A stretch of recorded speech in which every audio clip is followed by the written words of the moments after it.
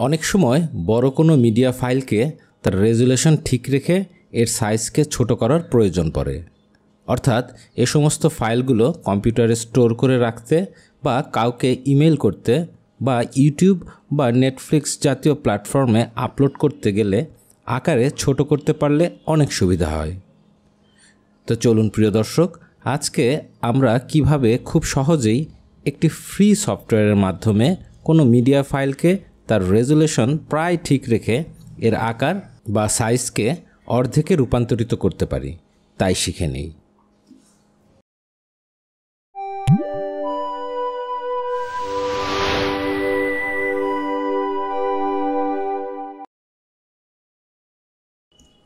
আপনারা এখানে যে ফাইলটি দেখতে পাচ্ছেন আমি ডেস্কটপে রেখে দিয়েছি 96.4 মেগাবাইট। তো আমরা একবার দেখে নিই যে রেজুলেশনটা কেমন। তো আমরা চাচ্ছি এই রেজুলেশন রেখেই ফাইলটার সাইজটাকে অনেকটাই ছোট করে আনতে। তো এর জন্য যে সফটওয়্যারটি প্রয়োজন হবে সেটি হলো হ্যান্ডব্রেক। এই সফটওয়্যারটির লিঙ্ক নিচের ডেসক্রিপশানে দেওয়া রয়েছে, আপনারা সেখান থেকে ডাউনলোড করে নিতে পারেন। এটি একটি ওপেন সোর্স ভিডিও ট্রান্সকোডার। আপনারা আপনাদের উইন্ডোজ ভার্সন অনুযায়ী এটিকে ডাউনলোড করে নিতে পারেন, যদিও এটি মাল্টি প্ল্যাটফর্ম সাপোর্ট করে। তো সেক্ষেত্রে আপনারা উইন্ডোজ, ম্যাক বা লিনাক্স জাতীয় যে কোনো অপারেটিং সিস্টেমের জন্য এটি ব্যবহার করতে পারেন। আর এই সফটওয়্যারটি একেবারে ফ্রি। তো আমরা লাল এই বাটনটিতে ক্লিক করে সফটওয়্যারটি ডাউনলোড করে নিতে পারি। সফটওয়্যারটি সেট আপ করার জন্য প্রথমে আমরা অ্যাপ্লিকেশানটি রান করি, এরপর আবার নেক্সট করব এবং আমরা ইনস্টল করার জন্য লোকেশান সিলেক্ট করে দিতে পারি। তো বর্তমানে যে লোকেশানটি আছে আমরা সেটি রেখেই এটিকে সেট আপ করে নিচ্ছি।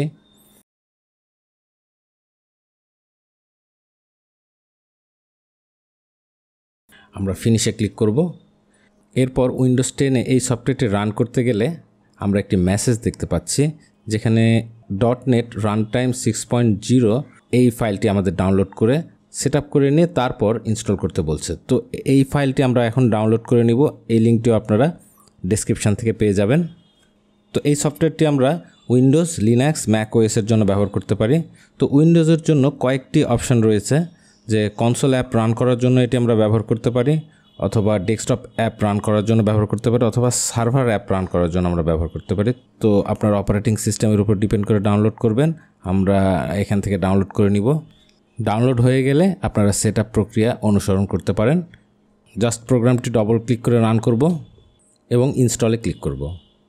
তো প্রোগ্রামটি আমাদের ইনস্টল হয়ে যাবে।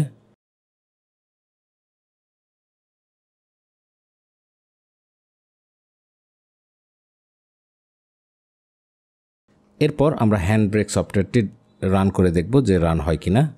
তো হ্যাঁ, আমরা দেখতেছি যে প্রোগ্রামটি আমাদের রান হয়ে গেছে। যাক, এই প্রোগ্রামটি নিয়ে আমরা এখন কাজ করব। এখানে অনেকভাবেই আমরা যে ফাইলটিকে আমরা ছোট করতে চাচ্ছি সেই ফাইলটিকে এখানে অনেকভাবে আমরা নিয়ে আসতে পারি। আর আমরা সম্পূর্ণ ফোল্ডারটি অথবা আমরা ফাইলটি ডাইরেক্ট ড্র্যাগ অ্যান্ড ড্রপ করে আমরা এখানে নিয়ে আসতে পারি।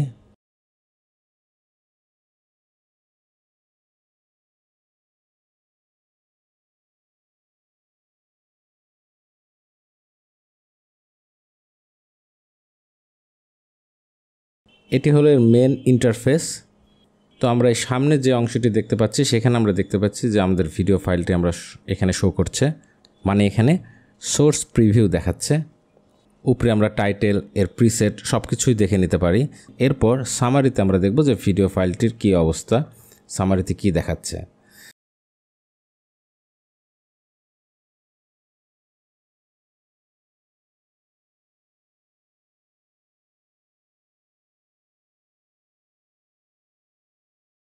তো আমরা ওয়েব অপটিমাইজড এই অপশানটি সিলেক্ট করে রাখতে পারি। তো আমি এক্ষেত্রে সেটি সিলেক্ট করে রাখছি না।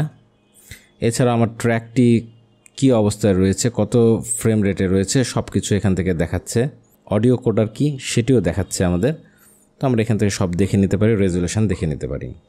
এছাড়া ফরম্যাট অপশানে MP4, MKV জাতীয় ফরম্যাট দেওয়া রয়েছে। তো আমরা MP4 সিলেক্ট করে রাখছি। এরপর আমরা ডাইমেনশন ট্যাবে গিয়ে আমরা দেখতে পারি যে কী লেখা রয়েছে। এখানে ওরিয়েন্টেশন, ক্রপিং লেখা রয়েছে। আপনারা এর ওরিয়েন্টেশন এবং চেঞ্জ করতে পারেন। এর ক্রপ অর্থাৎ একে ছোটো বড়ো করতে পারেন, কেটে ছোটো বড়ো করতে পারেন। এছাড়াও রেজুলেশন স্কেলিং আপনারা ঠিক করে দিতে পারেন। এখানে একটা কথা বলে রাখি যে রেজুলেশন যত আপনারা কম করবেন, অর্থাৎ এখানে 1080p রয়েছে, এটার থেকে আরও কম করলে আপনার ভিডিও ফাইল ছোট হবে, কিন্তু আমরা চাচ্ছি না যে আমাদের ভিডিও কোনো রেজুলেশন কোনো কম হোক, তো আমরা সেটাই রেখে দিচ্ছি। তো আপাতত রেজুলেশন লিমিট আমরা যেটা ছিল ভিডিওতে সেটাই রেখে দিব।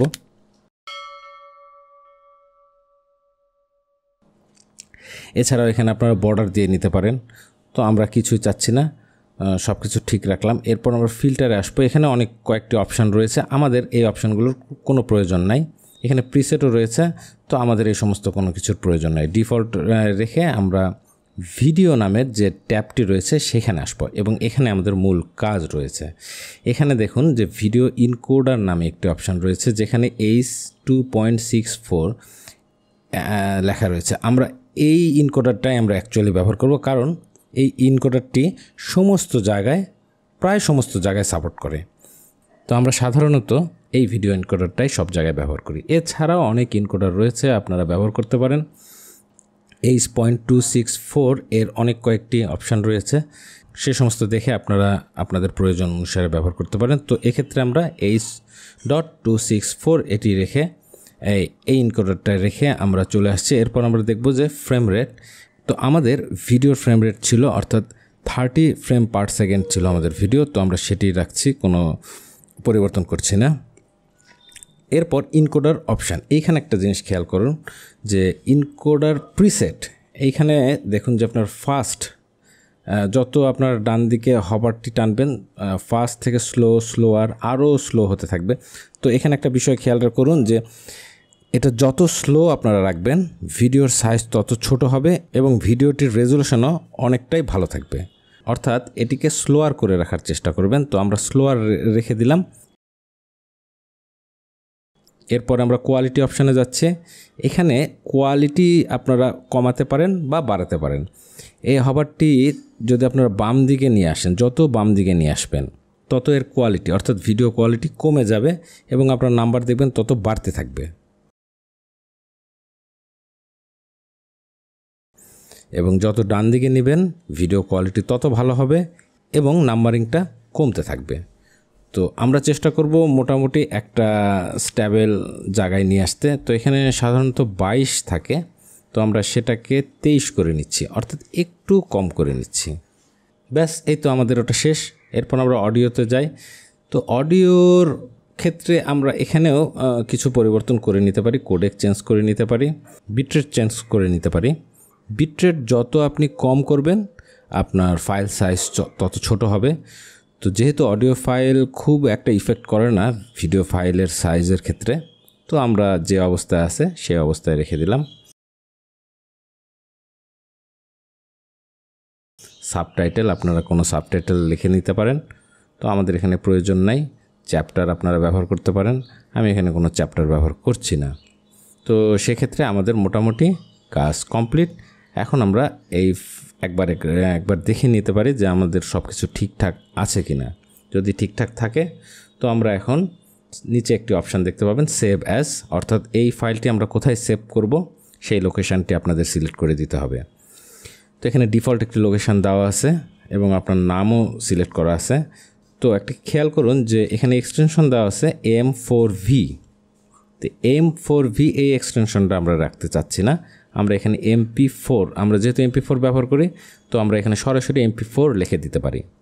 তো ডিফল্টভাবে যেহেতু M4V লেখা থাকে, তো সেটা যদি আপনারা পরিবর্তন করে রাখতে চান যে এর পরবর্তীতে যেন MP4 আসে, সেক্ষেত্রে টুলে যেতে হবে, প্রিফারেন্সে যেতে হবে এবং আউটপুট ফাইল থেকে আপনারা দেখতে পাবেন যে নিচের দিকে আছে MP4 ফাইল এক্সটেনশান, এখানে অটোমেটিক রয়েছে, সেখানে M4V সবসময় থাকে। তো আমরা এটাকে অলওয়েজ ইউজ MP4 সিলেক্ট করে রাখলে এর পরবর্তীতে সবসময় এটা MP4ই দেখাবে।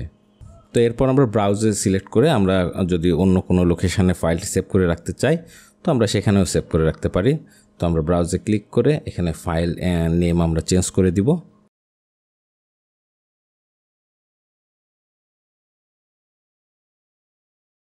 দিয়ে আমরা সেভে ক্লিক করলাম। তো আমাদের কাজ মোটামুটি কমপ্লিট। এখন এই ফাইলটাকে আমাদের প্রয়োজন হচ্ছে ইনকোড করা। তো আমরা উপরে স্টার্ট ইনকোড এখানে ক্লিক যদি করি তাহলে আমাদের ইনকোডিং শুরু হয়ে যাবে এবং নিচে আমরা এর প্রোগ্রেসটা দেখতে পাচ্ছি। বাস আমাদের এনকোড করা শেষ। তো এখানে একটা গুরুত্বপূর্ণ জিনিস রয়েছে যে এই কাজটি যদি আমরা রেগুলার করি তো সেক্ষেত্রে আমাদের বারবার এই প্রিসেট চেঞ্জ করতে হচ্ছে। তো এটা যাতে আমাদের না করতে হয় তো সেক্ষেত্রে এখানে একটা বড় সুবিধা রয়েছে যে আমরা বর্তমানে যে সেটিংটা করে নিয়েছিলাম এই ভিডিওটির জন্য সেটিকে আমরা কিভাবে প্রিসেট আকারে সেভ করে রাখতে পারি। এখানে আরেকটি বিষয় রয়েছে যে আমরা ডান দিকে উপরের ডান দিক থেকে আমরা দেখতে পারবো যে প্রিসেটস নামে একটি অপশান রয়েছে। সেখানে কিন্তু প্রচুর প্রিসেট রয়েছে। এখানে অনেক ধরনের প্রিসেট রয়েছে, ওয়েবের জন্য প্রিসেট রয়েছে, ডিভাইসের জন্য আলাদা আলাদা ডিভাইসের জন্য প্রিসেট রয়েছে, হার্ডওয়্যারের জন্য রয়েছে। আপনারা অনেকভাবে এখানে এই প্রিসেটগুলো ব্যবহার করতে পারেন। তো আমরা এই প্রিসেটকে যদি আমাদের তৈরি করা প্রিসেটকে যদি সেভ করে রাখতে চাই তো সেভ নিউ প্রিসেটে ক্লিক করে এখানে একটা নেম দিয়ে দিবেন। আমরা এখানে কাস্টম প্রিসেট নেম দিয়ে দিলাম, এর একটা ডেসক্রিপশান দিয়ে দিতে পারেন।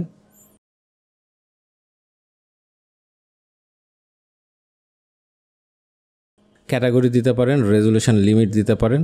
তো যাই হোক এই অবস্থায় রেখে আমরা এটাকে অ্যাড করে নিলে আপনি দেখবেন যে প্রিসেট যে অপশানটি রয়েছে সেখানে কাস্টম প্রিসেট চলে আসছে এবং নিচেও আপনারা কাস্টম প্রিসেট দেখতে পাবেন। এবং প্রিসেটে যদি প্রিসেটস ট্যাবেও যদি আপনারা ক্লিক করেন সেখানে আপনারা দেখতে পাবেন যে কাস্টম প্রিসেট রয়েছে। তো যাই হোক আমাদের এই ভিডিওটি ইনকোড হয়ে গেছে। আমরা এখন দেখতে চাচ্ছি যে ভিডিওর ফাইলটি কতটুকু হয়। এই ফাইলটা আমরা ইনকোড করলাম যার সাইজ 39.6 মেগাবাইট এবং আমাদের আগের ফাইলটির যে সাইজটি ছিল সেটা হচ্ছে 96.4 মেগাবাইট। তো আমরা ফাইলটির অর্ধেকেরও বেশি আমরা ছোট করে নিয়ে আসতে পারছি এবং আমরা ফাইলটিকে প্লে করে দেখছি যে রেজুলেশনে কোনো পরিবর্তন হয়েছে কিনা। তো আমার মতে খুবই সামান্য রেজুলেশনের পরিবর্তন হয়েছে, কিন্তু এটা আমরা সাধারণত দেখতে পাবো না। ভিডিওটি প্রায় সম্পূর্ণটাই একই রকম রয়েছে, অথচ আমাদের ফাইল সাইজ অনেক অনেক অনেক ছোট হয়ে গেছে। তো আশা করি এই ভিডিওটির থেকে আপনারা অনেক উপকৃত হবেন।